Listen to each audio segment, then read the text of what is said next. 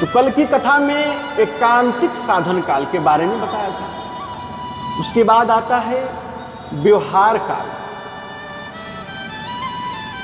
तो व्यवहार काल में 6 बातों को काम में लाना चाहिए। तो व्यवहार काल में यानी चलते उठते बैठते खाते पीते व्यवसाय या व्यवहार करते समय निरंतर भगवान के नाम और रूप का स्मरण रखते हुए ही उन कार्यों को करना चाहिए। भगवान श्री कृष्ण अर्जुन से कहते हैं कि तस्मात् सर्वेषु कालेषु मामनुस्मर युध्य च मयर्पिता मनोबुद्धि मामे वैश्यस्य संशयम्। भगवान श्री कृष्ण कहते हैं कि हे अर्जुन,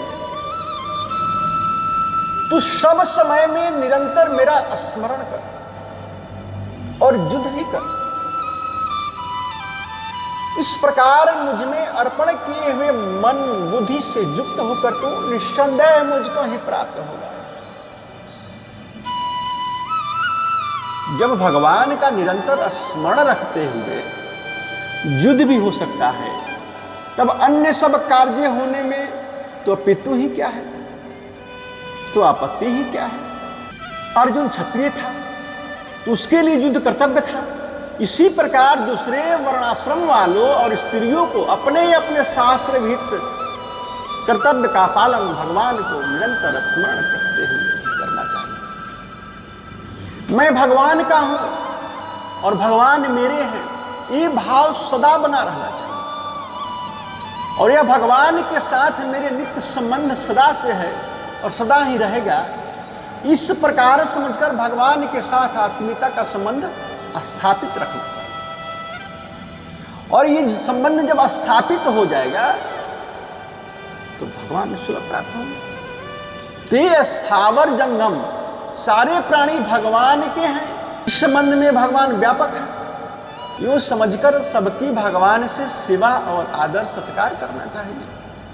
जो कुछ भी शास्त्र विहित क्रिया की जाए उसको भगवान की आज्ञा समझकर केवल भगवान की प्रसन्नता के लिए, भगवान के परम विशुद्ध प्रेम होने के लिए और भगवान की प्राप्ति के लिए ही निष्काम भाव से करना चाहिए। जैसे अर्जुन ने अपने रथ घोड़े और घोड़ी की बागडोर को भगवान के हाथों में सौंप दिया था और भगवान जिस प्रकार अर्जुन को चलाते थे वह वैसे ही चलता था। उसी प्रकार हम लोगों को अपने मन बुद्धि इंद्रिय और शरीर रूपी रथ को भगवान को अर्पण कर देना चाहिए। भगवान की कठपुतली बनकर रहना चाहिए। जैसे भगवान नचावे वैसे ही नचना चाहिए।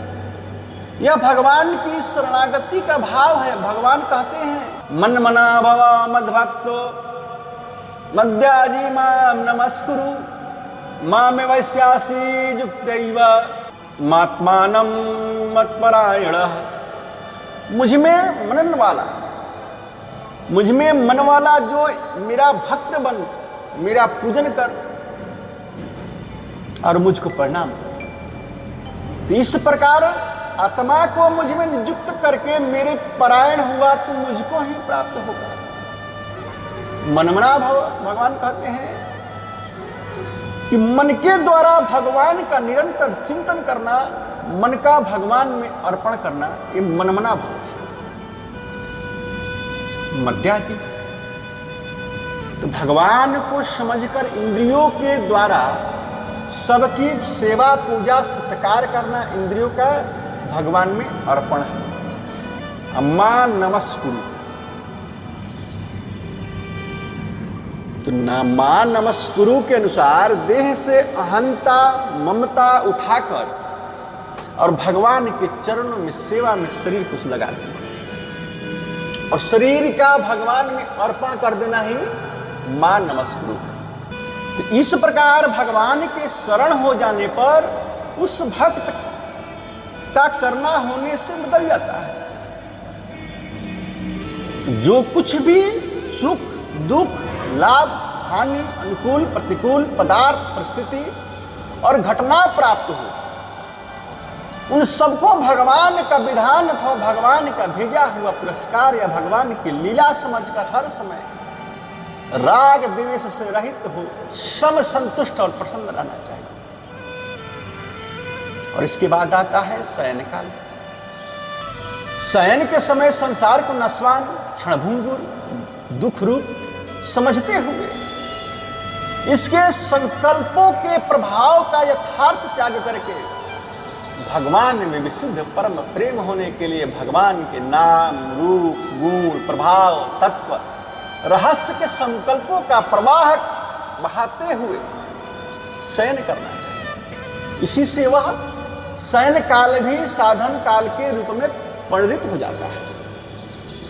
और इस प्रकार भक्ति योग का साधन करने से भगवान में अनन्य विशुद्ध परम प्रेम होकर भगवान की प्राप्ति हो जाती है। और भगवान में अनन्य विशुद्ध प्रेम प्राप्त करके उद्देश्य से मनुष्य भी उपयुक्त प्रकार से भक्ति का साधन करने के लिए कटिबद्ध होकर प्राण पर्यंत करते रहना चाहिए।